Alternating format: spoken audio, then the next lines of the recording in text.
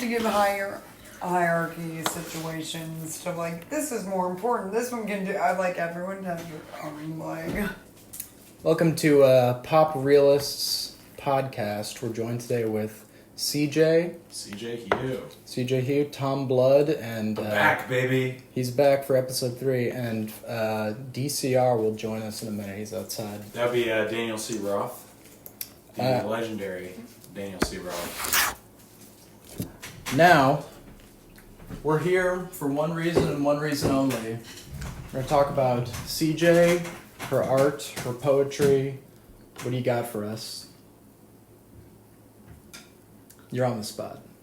I would say there is so much with the art of my poetry and the fact that I see everything mirror image, and so a lot of my art is practicing the movements of spray paint, to a lot of like working, I would call it working out, but I actually like practice in a specific way with everything being mirror image and symmetrical and how my poetry is formed is actually word play off itself in the same like visual and I don't know.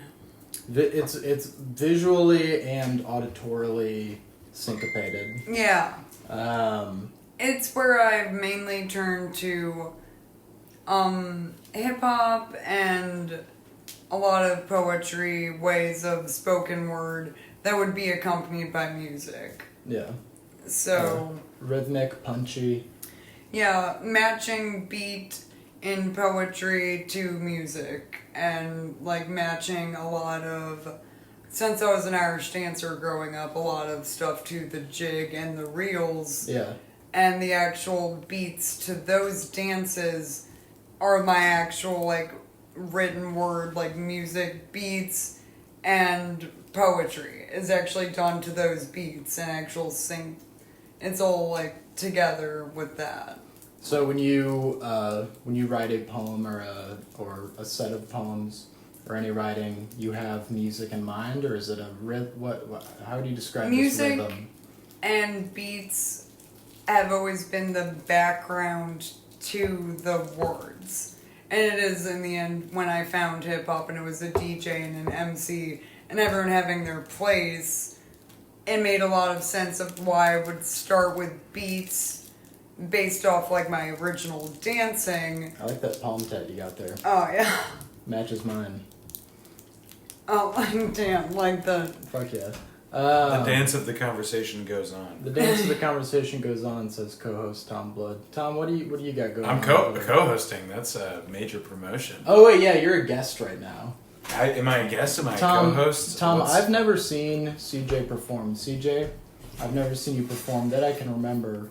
Tom, I only perform with crews. Oh, and no really? one will work together. Everyone wants to be a solo artist. And I only work, because I've mainly grown in theater and acting. So I'm just like, I would rather be... And my favorite of all hip-hop is Tribe Called Quest, which is Tribe like, Rules. Yeah, where it's...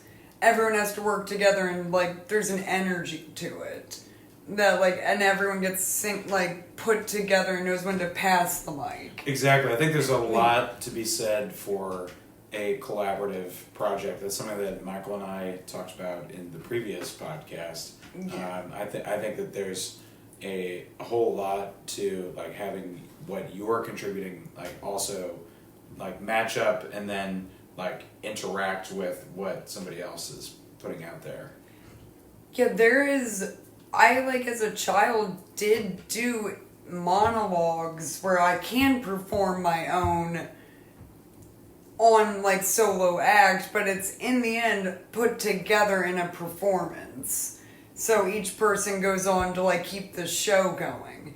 I don't do the solo alone, like, I have to know what the show is. It's got to be like, terrifying up there to go up there solo. Like, I wouldn't do it, not if you paid me. There's an intimidating factor, but I think that at the end of the day, it's just,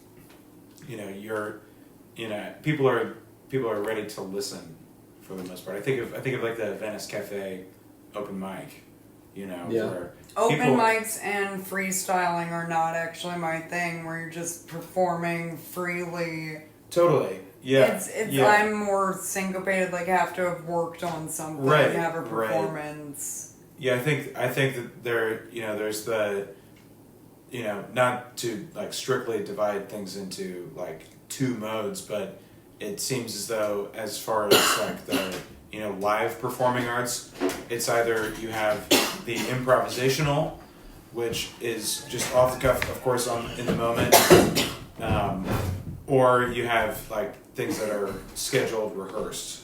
Yeah. Things that you plan to do, but even within that, there's an improvisational element. So Yeah. Much like this podcast is kind of laid out with a structure. We got 2 of the 4 people in here. DCR's in the other room. He's trying to join us. Dan's picking up a guitar. It seems like Dan is wanting to speak to us musically. Dan, you might. Hey, CJ's sitting there. Now I'm afraid to eat the popcorn. Why are you afraid to eat the Because I popcorn? just choked on it so hard. I'm like, Those kernels are hella expired, sis. No, don't freak out. They're not. I pop them differently than I normally do. Also, there's garlic salt. I'm gonna die! You're not allergic, are you? No. It's not cut in. It's not very good. So, CJ, where do Thank you. I'm like, where do I find your work? I haven't produced in years and published. I can't talk. No, it's okay. We'll edit I'm this like out. choking on a kernel. I'm like, Have a glass. Get some water. Have a glass of water. Clear that out for sure. If you need a hand, just let us know. What was that, DCR? This is the Populism podcast. Dan's got a guitar. Okay. CJ's alright. Like, Yeah, she'll be. are you fine. alright, CJ? yeah, this is Alright. really annoying. Did you Like, I I get can't some water. I'll grab some. Michael, Tom, can this you grab Thank Yes. podcast you. Like, oh. needs to have some God love and bless. You know what I mean? What? No. No. I have no idea. Yeah, Dan, care to elaborate further? Oh, but it's also freestyling. I prefer to record and edit.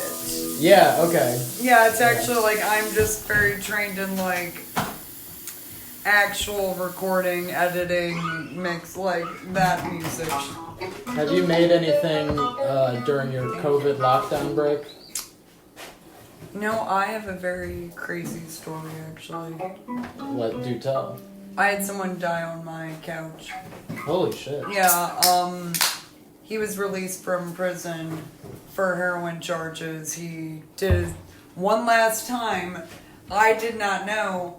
I woke up the next day, found my really good friend dead on my couch, and Holy I've been shit. angry ever since. Oh. I actually had to go through the lockdown with COVID, dealing with that with no human interaction. Wow. And it was the most terrifying, like, talking about haunting, like, every, like, Yeah. Jesus situation when you need human interaction and you had none of it. I know that. And I had lost one of my best friends, and yeah, we did, like, hang out, Dan. We actually, like, I was so grateful to actually have contact with you, like. I was happy to have a place to smoke indoors in the winter. Oh yeah, and I literally have lost my shit on heroin. Like, I don't even know. I feel for my addict friends. I really hope for you. But there comes a point of, like, please think about what you could do to someone's life. Because I will never get rid of, like, I'm just angry all the time whenever I think of it. Whenever I think of him now, I'm just angry. Because now everyone has thought, they've heard this story. I already have MS and super skinny, so everyone thinks I'm on heroin and I do it too. And it's literally, I have to deal with my landlord, all my neighbors, seeing this body bag being carried out. It was just literally one of the most, and I can't see anyone and everything is closed down, and it was just like absolute hell. And letting every gossip, everything happen, and never being able to go out and see anyone face to face. So that has been like one of the craziest So I learned, and I became completely sober, and I was a major alcoholic before Nice. COVID. So I'm like, oh yeah, I just sobered up. Had a friend die, and everything changed. You're Like, completely sober right now. yeah, I'm actually. Do you want to drink? I mean, No, I'm that's a good. little joke. Ba-da-ba-ba-da-da. But Jesus Christ, I'm really sorry to hear that you had to go through that. I do think, not to like bring it back to the topic of the podcast or anything, but Yeah. do you think there will be good art that comes from that Oh, sobering yeah. experience? Oh yeah, that's Yeah. where I'm like kind of. I went through a very numb. Didn't see any inspiration in anything. Actually, dealt with a lot of deaths. Thoughts that you have about like that whole like wormhole, and it's I just see a lot more production and like hopeful like what I want to actually produce, and I do see more of crew like actual like working with a group. Yeah. I want more human interaction than I ever have in my life. Yeah. And that's been a very major like.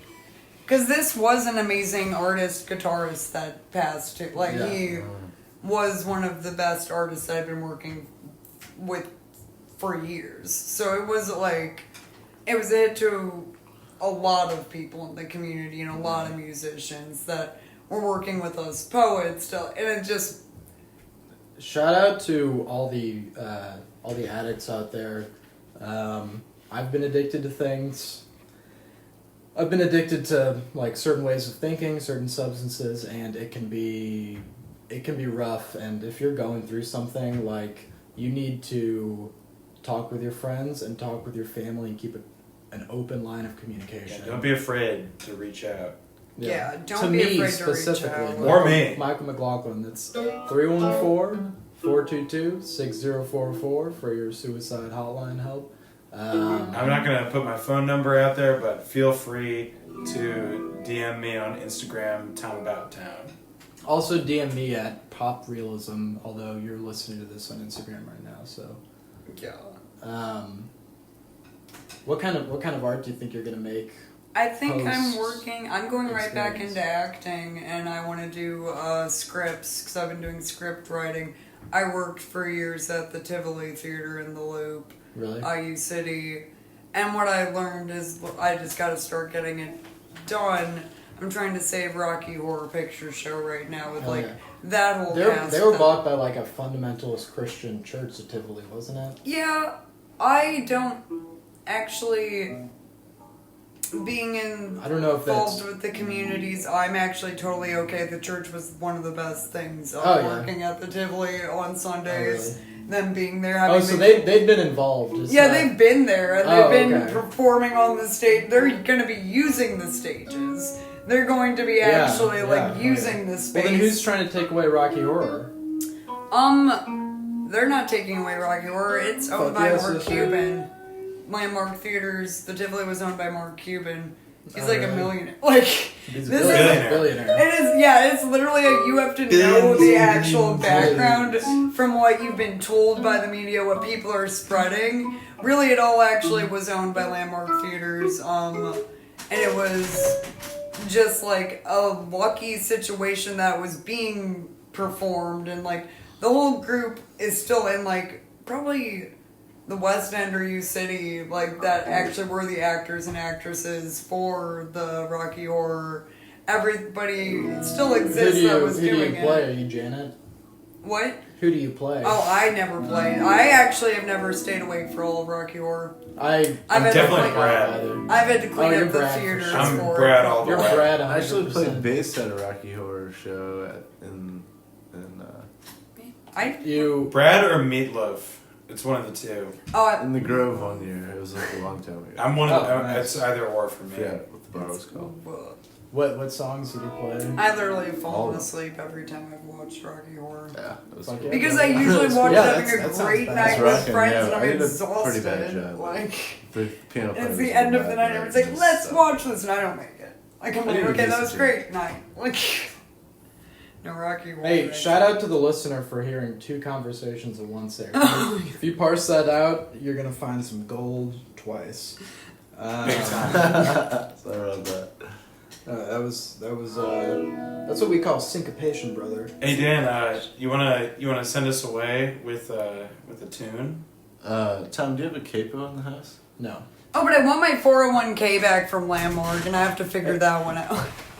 They're actually. Let me double check because I thought I remembered seeing one. Landmark Theaters, you heard Yeah, that? like- Give her her 401k. Like, Mark Cuban, you know you got like figure this out. Like, Dude, I dated a girl who Mark Cuban bought a drink for at a bar once, and she's a little bit young for you. the so- only interesting, like for real, the one thing that I'll always remember was my last night of working the Tivoli. I got tipped $30. No But that was right after like everyone on the staff flipped out because I didn't know who Ethan Hawke was, and I was like helping his daughter look at all the Wizard of Oz figurines throughout the entire like theater. And I was like, oh, and they were all freaking out. They're like, "You're talking to Ethan Hawke?" And I was like, "That girl's dad?" Like, oh, because I was not. I guess I am like 91 just missed. I don't know.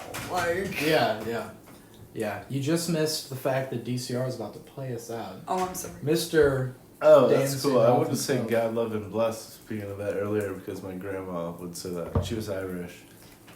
Oh, yeah, represent. maiden name was McLean. I think that. McLean is one of the Oh, coolest may the last sun names shine there on is. McLean. I like it. Anyway, this is for all the pain and strife. It's called Blessing and a Curse. So, yeah.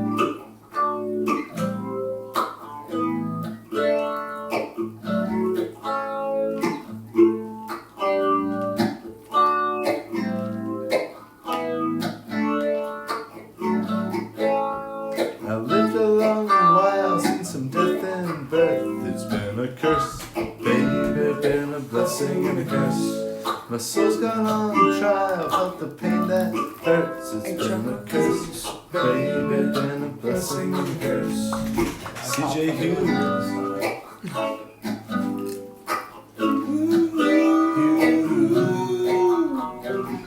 Be a blessing now, baby.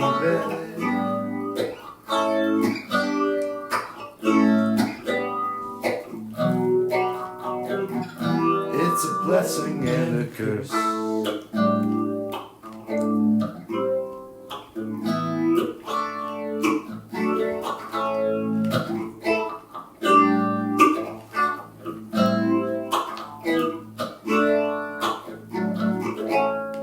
I used to stay high, but was stuck in dirt. It's been a curse, baby, been a blessing and a curse.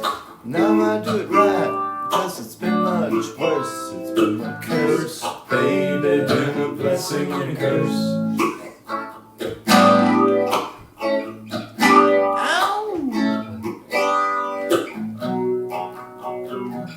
Be a blessing now, baby. God love and bless. God love and bless. We're being played out by DCR. That stands for It's a Daniel blessing C. and a curse. Roth. Thank you, Michael. Yeah. Nailing it. We got Tom Blood on backing vocals. And CJ is eating my popcorn right now. Although I just choked on it, so I don't know why I'm still eating it. I'm like, yeah, I'm gonna keep going. We got That's on water, you know. And you got friends if things go really wrong, you know. So look out. Like, Yeah. We got your back. I learned how to do the Heimlich at this table. I stayed up all night, went through darkness first. It's been a curse, baby, blessing and a curse. Now I seek light till the sunshine bursts. It's been a curse, baby, been a blessing and a curse. Oh yeah, Michael. Oh yeah, CJ. Oh yeah, Tom. Be a blessing now, baby. CJ Hugh in the house. CJ Hugh. It's a DCR. blessing and a Tom Blood.